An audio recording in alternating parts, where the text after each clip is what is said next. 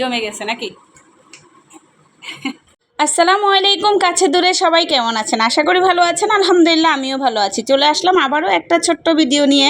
তো আপনাদের ভাইয়াকে আজকে বলতেছি বিকেলবেলা যে কী খাবে, কী তৈরি করব। তো উনি বলতেছে তুমি যা বানাও তাই খাবো মজা করে। তো ভাবলাম উনির পছন্দের রোলটাই বানাই দিই, চিকেন রোলটা। তো এখানে ইস্ট নিলাম, তারপরে হচ্ছে আটা নিলাম, যা যা দরকার সব নিয়ে নিলাম। আর এখানে হচ্ছে গরম পানি বসিয়ে দিলাম। ইস্ট দিয়ে হচ্ছে গরম পানি, ইস্ট হচ্ছে গরম পানির মধ্যে দিয়ে রাখলে আপনার রুটিটা সফট বা ফুলকো হয় আর কি। তো যাই হোক, এখন হচ্ছে পানিটা গরম হয়ে গেছে। তো প্রথমে একটা বল নিয়ে নিলাম, ওখানে আমার যে পরিমাণে আমি হচ্ছে রোল বানাবো সেই পরিমাণে পানি দিয়ে দিচ্ছি। তো আমি একটু বেশি করেই রোল করি, কারণ আমার বাচ্চারা বা আপনাদের ভাইয়া আমার হাতে চিকেন রোলটা খুবই পছন্দ করে। তো এই যে এখানে গরম পানির মধ্যে একটু ইস্ট দিয়ে দিলাম পরিমাণ মতো। তো ইস্টটা হচ্ছে আমি দিয়ে এখানে মিক্স করে দেব।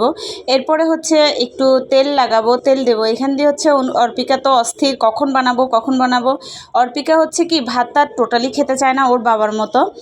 ওকে যত আপনার বাইরের জিনিস বা এই ধরনের হচ্ছে ফাস্টফুড আইটেমগুলো দেবেন তত খুশি। তো যাই হোক, এখানে লবণ প্লাস হচ্ছে এই যে এখন একটু তেল দিয়ে দেবো, দিয়ে হচ্ছে এটাকে রেস্টে দিয়ে দেবো আর কি, মানে ইস্টটা গলানো পর্যন্ত। আর এদিক দিয়ে হচ্ছে আমি রোল বানানোর জন্য রোলের ভিতরে যেটা যেটা প্রণালী ওগুলো কেটে নিয়েছি। যদিও কাটাটা আমি ভিডিও করতে পারিনি, স্কিপ করে দিয়েছি। তো এখানে হচ্ছে চিকেন, বরবটি, আলু, টমেটো, গাজর, কাঁচামরিচ, পেঁয়াজ সবই কেটে নিয়েছি। তো এগুলোকে আগে আমি ভালো করে ভেজে নেব। তো এখানে হচ্ছে আমি গরম তেল বসিয়ে দিলাম। তেলের উপরে আমি সব এখানে যা যা কেটে রেখেছি সব ঢেলে দিয়েছি। এখানে গাজর, ওই যে বললাম গাজর, হচ্ছে বরবটি, কি মুরগির, মানে আমার মেয়েরা আবার মুরগির বুকের মাংসটা খেতে টোটালি চায় না, এটা সচরাচর সবাই জানেন। তো ওইটা আমি আবার কাজে লাগাই দিই, ওরা তখন মজা করে করে খায়। তো এখানে আমি একটু টেস্টি লবণ দিয়েছি যেন টেস্টটা একটু দ্বিগুণ হয়ে যায়। এরপরে হচ্ছে একটু হলুদ দিলাম পরিমাণ মতো, আপনারা যেভাবে হলুদটা পছন্দ করেন ঠিক ওভাবেই দিয়ে দেবেন। এরপরে হচ্ছে আমি একটু গরম মশলা দিয়েছি। এই গরম মশলাটা আমি আমার বাসায় তৈরি করি, প্রায় 20 থেকে 25টা আইটেম দিয়ে। তো এই গরম মশলাটা যেখানেই দিই স্বাদটা আবার 2 গুণ 3 গুণ বেড়ে যায়। তো এখানে একটু জিরা দিলাম পরিমাণ মতো, তারপরে হচ্ছে আদা রসুন দেব পরিমাণ মতো, এরপরে লবণ দিয়ে দেব, দিয়ে এরপর ভালো করে আমি তেলের উপরে এটাকে ভেজে নেব। এখানে কোনো পানি আমি হচ্ছে দেব না, কারণ এখানে সবজির পানি আছে, মুরগির পানি আছে, ওটাতেই এটা ভাজি হয়ে যাবে।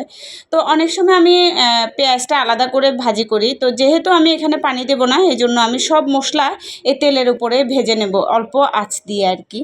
অল্প আঁচে আস্তে আস্তে করে ভাজবো, যেন এটা ভিতরে সফটও হয়, নরমও হয়, আবার খেতেও মজা লাগে। কারণ পানি দিলে অনেক সময় স্বাদটা একটু একটু ডিফারেন্স হয়ে যায়। আর আমার কাছে মনে হয় যেন ভাজি জিনিস বা চটচটি জিনিসে পানি না দিলেই ভালো, আপনার হচ্ছে ভালো লাগে। আর ঝোলালা ইয়েতে পানি দিতে হয়। এই যে দেখেন আমি এখান দিয়ে হচ্ছে আটা দিয়ে অলরেডি তৈরি করে ফেলেছি।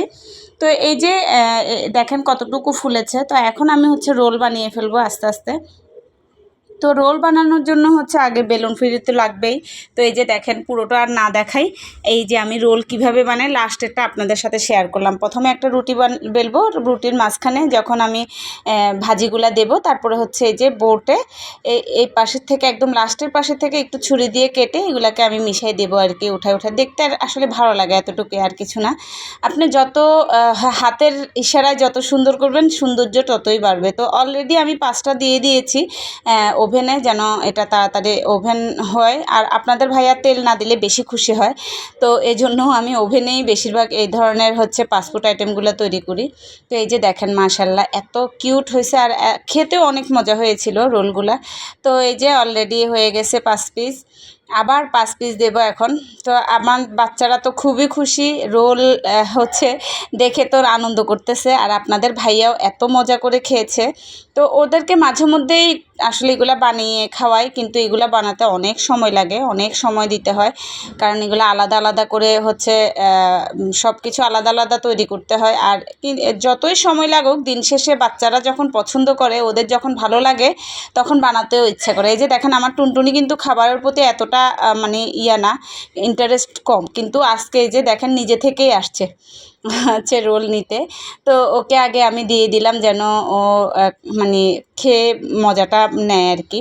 তো এই যে আবার 5টা দিয়ে দিলাম, যে এটা একটা খেলেই পেট ভরে যায়, আমি এতটাই ঠাসা ঠাসা করে ভিতরে ইয়েগুলা দিয়েছি, ভাজিগুলা দিয়েছি। তো এখানে আবার 5টা হচ্ছে আবার ইয়ে করে নিব, কারণ হচ্ছে সকালবেলা ওরা নাস্তাতেও এটা খাবে, কারণ ওদের এতটাই পছন্দ, আমি এই জন্যই বেশি করেই বানাই যেন বাচ্চারা তৃপ্তি করে খেতে পারে। তো যাই হোক আমি একটা একটা দিয়ে দিয়েছি ওদেরকে, একটা একটা খেয়েই ওদের পেট ভরে গেছে। তো ওরা বলতেছে আম্মু রেখে দাও, সকালবেলা খাবো। তো এই যে 5টা অলরেডি আবার ওভেনে দিয়ে দিচ্ছি, দিয়ে হচ্ছে আমি ওভেন চালু করে হচ্ছে হাত মুখ ধুতে গেছি। এখান দিয়ে এসে দেখতেছি উনিরা বাপ বেটিরা মিলে বসে গেছে খাওয়া খেতে, নাস্তা খেতে, আর দেরি হবে না। আর ওরা আসলে আমি যা তৈরি করে খাওয়াইতে পারি, ওদের দাদি নানি সবাই, দাদা দাদু তো নেই পৃথিবীতে, আর নানু যা আছে সেও দূরে থাকে। মানে বাচ্চাদের সব শখ আহ্লাদ আমি আর আমার হাজব্যান্ড ছাড়া আসলে পূরণ করার মতো আর কেউই নেই। স্যার কী খাচ্ছেন, কেমন হয়েছে? আর এটা হচ্ছে চিলি সস, কাঁচামরিচের সস, এটাও আমি বানাইছি, এটারও একটা ভিডিও আছে, আপনারা আমার পেজের সাথে থাকবেন, আইডির সাথে থাকবেন, সব দেখতে পারবেন। তো চিলি সসের সাথে চিকেন রোল, ওফ জমে গেছে নাকি?